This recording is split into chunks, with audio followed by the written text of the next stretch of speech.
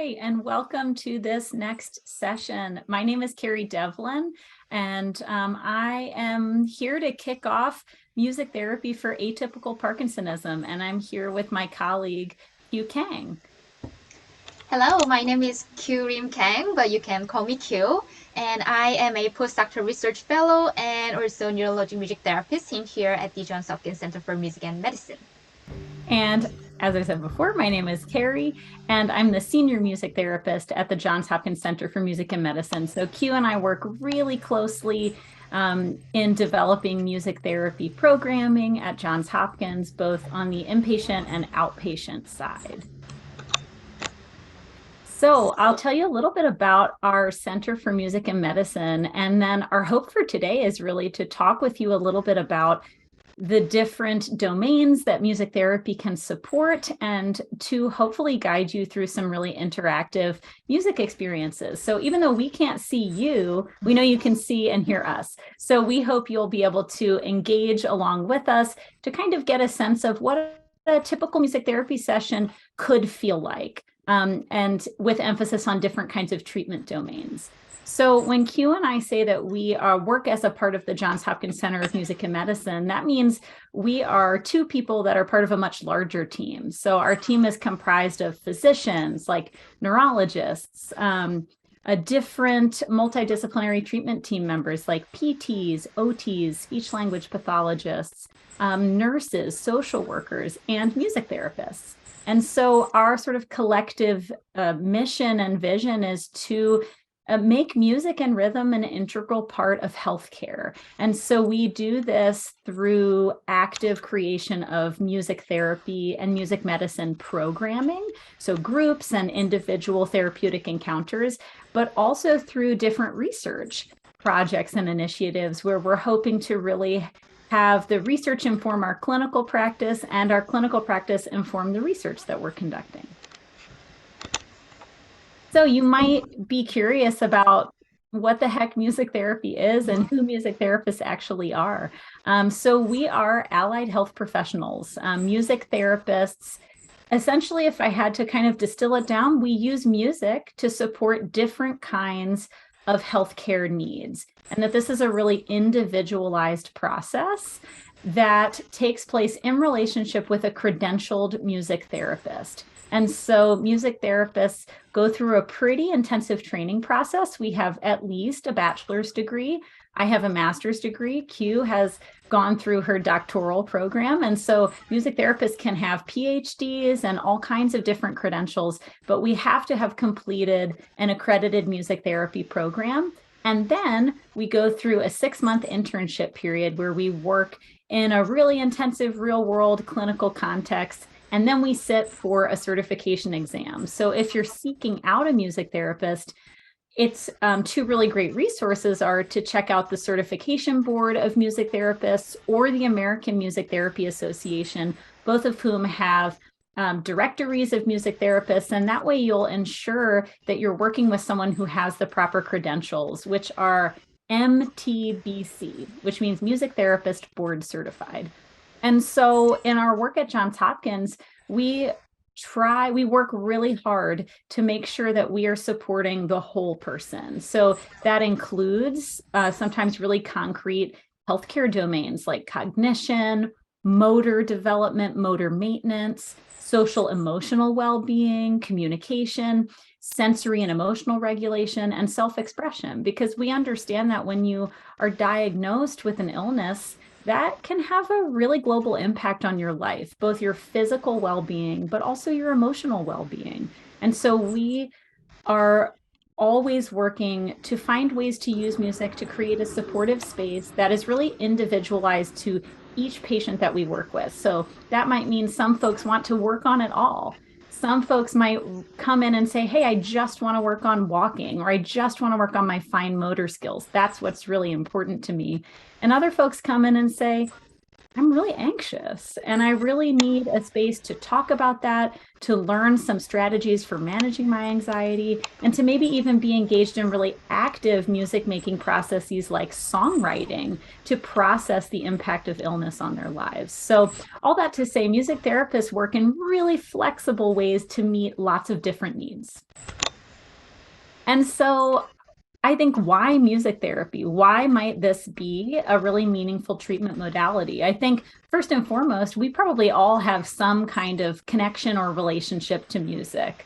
I think most people can think of a song that is really salient in your memory, maybe like your first dance or a song that you sang to your child when they were a baby. These songs are deeply encoded in our memories, not just our memory system, but our emotional the places where we store musical memories are also coincide with where we store emotional memories. So when we hear songs that are meaningful to us, we have not only a memory based response, but also an emotional response and a physical response. So music is this really flexible, malleable medium. Music therapists are trained to play in lots of different genres, lots of different musical styles. So we always play the music that is most meaningful to the people that we work with. So we're able to be flexible in terms of what music is best. And that's always the music that you like the most is always best. And when we're engaging in music that we like to listen to, it's a pretty motivating experience. I don't know about you, but I cannot exercise without music. It just does not work for me. It's just too quiet. And so listening to music that revs me up motivates me to engage in that experience. And it also can create a space for self-expression. Music is one of those things where you don't need to access speech to feel something when you're listening to it. When we listen to music, it can elicit a strong emotional response. And so it provides an opportunity for us to hear something about ourselves reflected back to us in a musical framework. And it opens up different opportunities for communication and expression. All right, so thank you, Kerry. So yeah, music can be used as a therapeutic medium. So not only to support our emotional aspects, but also functional performance, including improving our motor and speech or cognitive performance by using some musical components like such as rhythm, melody, and dynamics. So you may have experienced like nodding your head or tapping your feet subconsciously when you listen to music, right? So your brain associated with the motor is actually entrained on this subconscious level when you listen to music or rhythm or melody or any musical components. So we can use this very basic but very important mechanism to the therapeutic settings. So before we are doing some fun, I would like to share very briefly why we could use music to improve our motor and speech functions. So here, the brain, it's very magical universe word. So first, in general, like music activates just about all of the brain area, including basic auditory pathway. So when we listen to music, we need to perceive and interpret the auditory system, and also like attention and working memory network, motor network, and reward and emotion network that are associated with our movement, speech, cognition, and emotion. So that's why like we are like music can activate the almost all of the about the brain. Then how music can help people who damaged some types of specific diagnosis or damaged specific brain areas, right? So we could use the brain plasticity mechanism principle, which refers to the ability of our brain to modify its connection or rewire itself. And music could be the medium or great vehicle to modify its connection and rewire the network.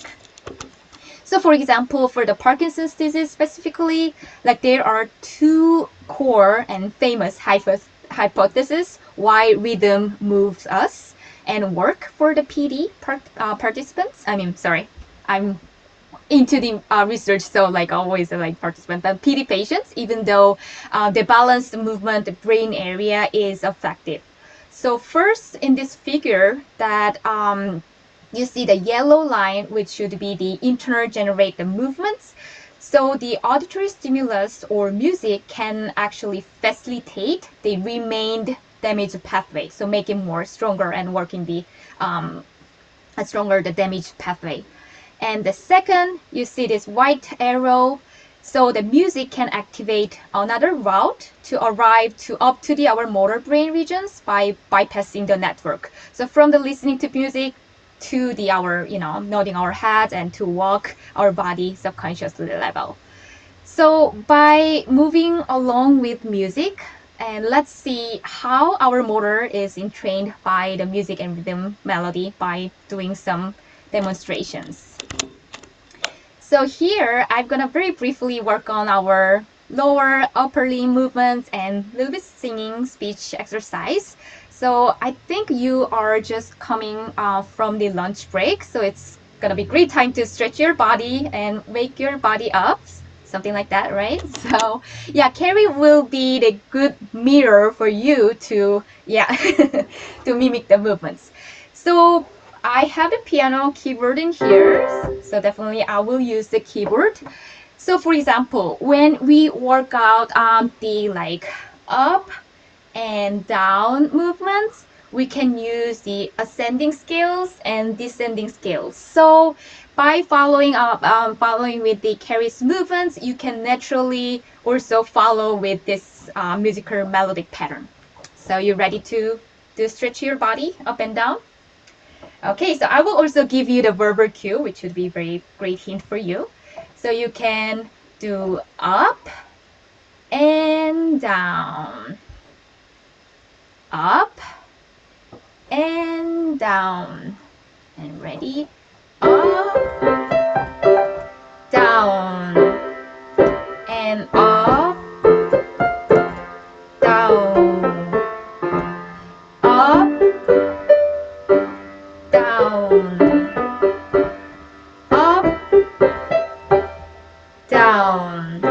And I will do the little bit another different motion, but similar, but I didn't give you the specific instruction, but then you can just follow with the music, okay? Just naturally and subconsciously. So you can go up,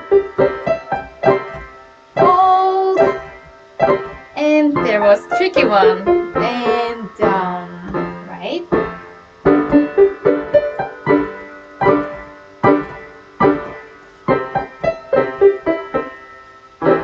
And two more times.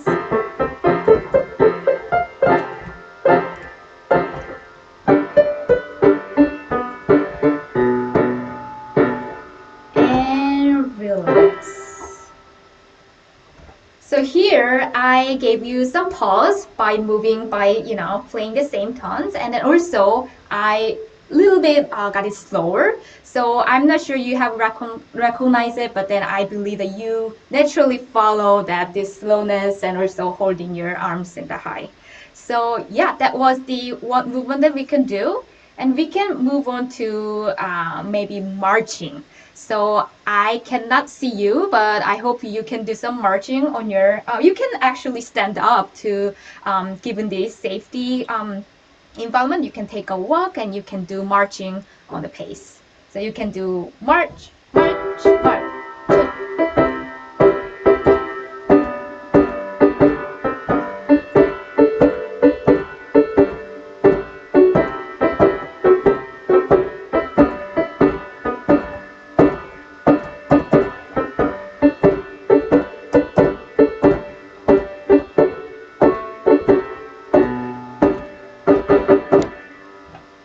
Okay, I know this was a very short marching, but then hopefully you can have a great exercise. So by using very rhythmical like bum, bum, ba bum, ba bum, those kind of music, you can do march on the beats. So that's the one way that we can use the like a melodic pattern and marching with the beats and plus melody. And I would like to move on to not body, but this is the still movement, like our speech production. So I really like using some visual representation. So here is the mouth shape, a, e, I, o, u. So we can actually exaggerate, express our, each intonation. So we can work on with the articulation with this figure. So for example, we can start with a, e, I, o, u. A, e, I, o, u. A, e, I, o, u. A, e, I, o, u. A, e, I, o, u. And next, you may see the different size of the picture, right? So that can be demonstrated as a loudness. So you can start from the soft sound to the loud sound. So you can do like a, e, I, o, u. So you can open your mouth very and make it sound more gradually or loudly, I mean. So I can also give you the musical cue from the soft to the louder voice. So ready? So we can start. A, e, I, o, u. A, e, I, o, u. A, e, I, o, u. And one more time. A, e, I, o, u.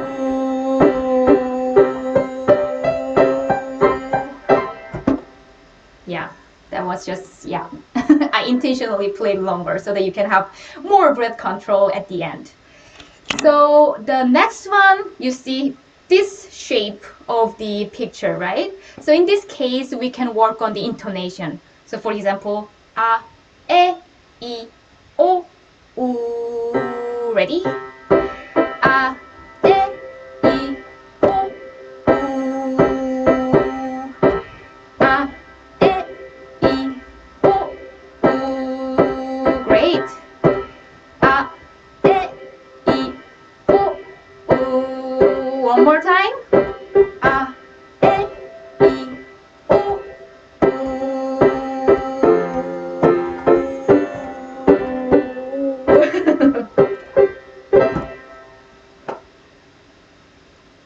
Sorry, but it's good for, sustain your breathing and, sustaining your voice. So that is the one way of many ways that we can use music with it to work on your articulation and loudness and intonation. So for the singing, like singing is, I really like singing. I think I'm mostly singing like while I'm taking a shower. So I'm not sure if you are the shower singer person, but singing actually, means a lot, right? And also we can use the singing not for fun, but then also therapeutic way. So by using this lyric, like it's, this is not the like regular lyrics, right? Like you see some arrows, like sustain. You may, understand what that means. And also there's a little different size of the font. So that means you can get louder. So in this lyric sheet, you can have the like longer sustained your voice and breathing control as well as the loudness control. So I believe this song is, I really like this song. So hope we can sing at the same time. We can kind of like control our speech production as well. So I know I can hear you well. Not well, actually, I cannot hear you, but I hope you can sing it out loud. So ready? 1, 2, 3, 4. Wise men say only fools worship, but I can't help falling in love with you.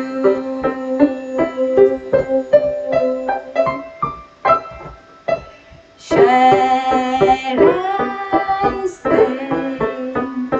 Would it be the same if I can't help falling in love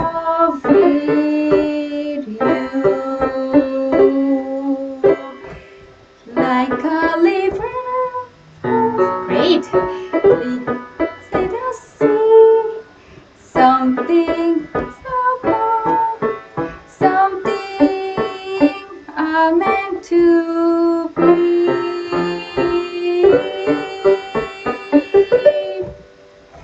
I will stop. Take my hands, take my whole life too, for I can't help falling in love with you, for I can't help falling in love with. I'm not sure how long I will do.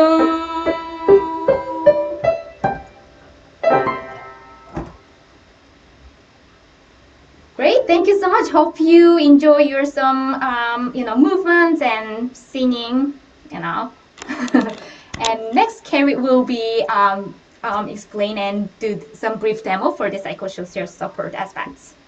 I don't know about you, but I feel pretty good I was belting it out on mute over here. So yeah, I think just in the same way that, emphasizing motor functioning and speech and language are such important parts of who we are as people and how we move through the world, I think it's also just as important to sit with the impact that a diagnosis might have on our memory and cognition and on how we're actually feeling emotionally. It can be a really traumatic experience to receive a diagnosis, especially a progressive diagnosis. And so Q and I believe really strongly in supporting folks, not just physically, but also emotionally. And so one component of that is often using music as a tool to help us remember. And that can be both for people whose memory is impacted by a diagnosis, or for people whose memory isn't impacted and they have full access to their memories, because music has become such an important part of our lives for so many people that when we start to listen to songs that are meaningful for us, it gives us opportunities to create new memories in a therapeutic context, but it also gives us opportunities to reconnect with our earliest memories of those songs. And there are many, many folks who are working to explain, like, what is it about music that helps us to access these memories, often memories we may have forgotten about that aren't part of our consciousness. And this particular model, I really like it. It's called the seed model because music summons autobiographical memories, it evokes emotions, it elicits physiological responses, and it helps define our identities. So if we think about like when we often listen to music a lot, that's in our early years, our childhood, our teen years, and we have these really strong connections to the songs that were meaningful to us at that time. Music helped us to build our identities as people, and it continues to do that as we move through our lives. And I know that in my experience working with folks who have atypical Parkinsonism, sometimes a really powerful process for them is to actually like use music as a tool to help redefine their identity in the here and now, to find songs that reflect how they're feeling, songs that connect with where they want to go. And so that identity development doesn't just stop, in our teen and our adult years. That's something that continues to be reformed as we move through life.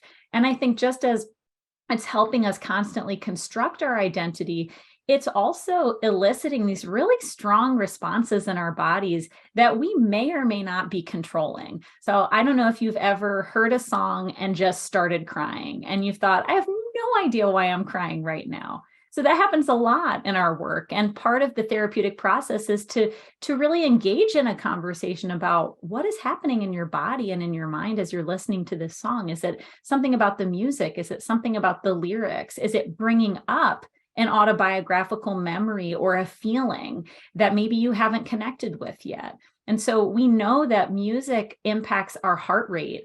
When we hear music, our heart rate often adjusts in response to that music. It can improve our oxygen saturation. Music can impact our blood pressure. It can impact our feelings of arousal and like wakefulness. And so all of these physiological processes are happening, and it's evoking these really strong emotional responses in our bodies.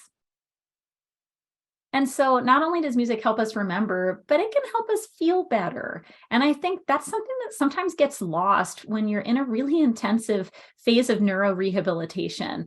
Sometimes that's so focused on your body, it forgets about the person who's living inside that body. And music therapy provides a potential opportunity to really take a look at what's going on internally.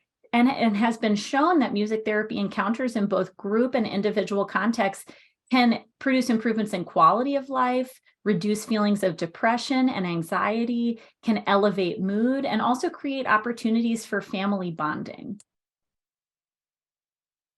And so music therapy that's really focused on psychosocial support, be that memory access or legacy work, grief processing, quality of life, and emotional and anxiety regulation, that's typically going to be really flexible. So music therapist is going to respond to your needs in real time. Your desires for what you want out of therapy are going to be central. Your music therapist is going to say, what do you want? Not let me tell you what I can do for you. It's going to be a collaborative process that's really driven by what you want. And the music therapist is going to offer their expertise collaboratively to help you get there. And that these sessions can happen in individual contexts, so one-on-one, kind of like traditional talk therapy encounter. It can happen in a group context with other folks. Like Q and I lead some support group programming where people with different diagnoses come together to share experiences, just as we also work with whole family systems. So we might work with a patient and their spouse and their children all at the same time.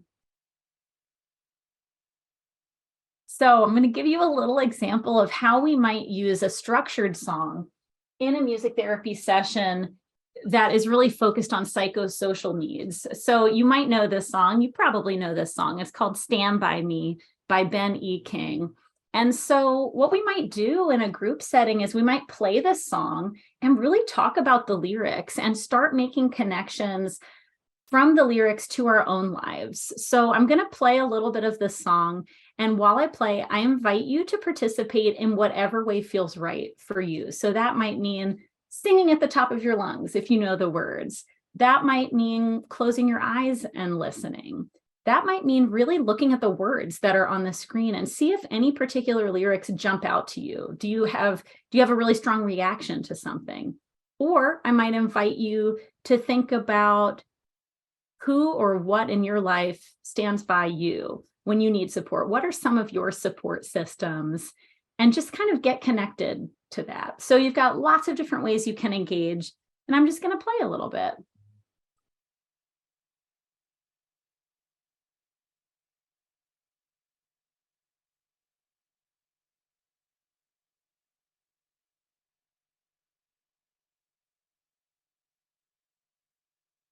When the night has come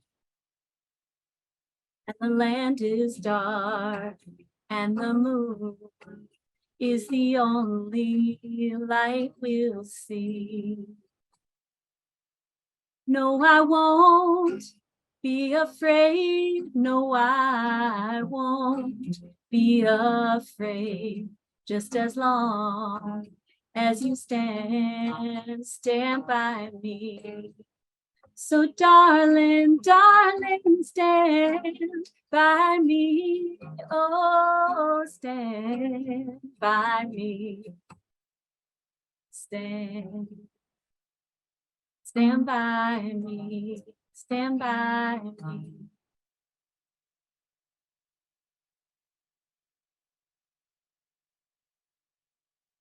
So if we were in a group, we might play the whole song. We might play it multiple times. We might rewrite the lyrics. We might have discussions about our support systems and ways that we might want to change or build up our support systems. So just one little song can open up a space of lots of different therapeutic possibilities.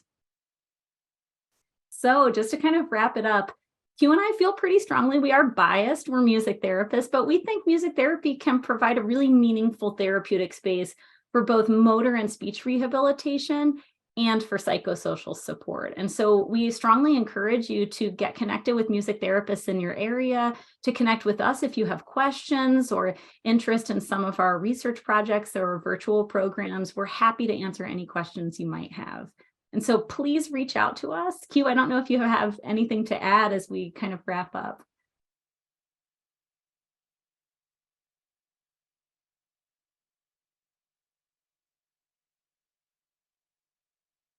Oh, Q, you are muted.